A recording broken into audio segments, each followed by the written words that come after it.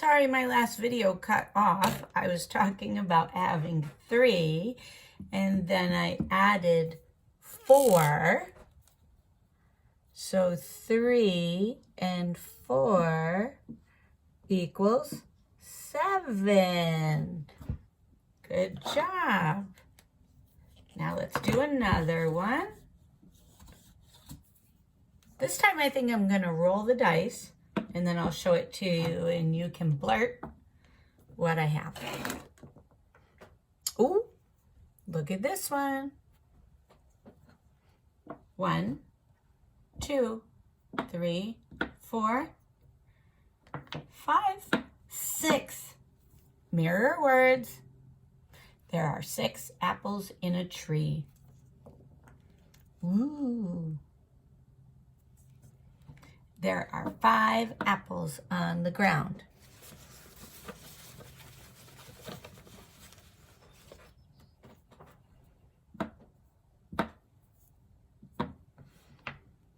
So we could count on our fingers if we wanted, or we can use our number train to count on. So we have 6 apples in the tree. So if I have 6 here, put my finger on 6. And I have 5 on the ground, so I'm going to make 5 jumps. 1, 2, 3, 4, 5. And I'm going to put this right over it because I got 11. So let's see what we figured out. Let's talk about it. I have a blank plus a blank equals a blank. What are these numbers going to be?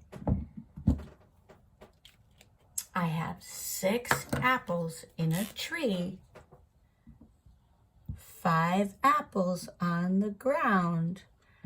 I started with 6 on my number train and took 5 jumps. 1, 2, 3, 4, 5. 11 apples altogether. Good job making a connection between counting on using a number train and finding the total of 2 sets.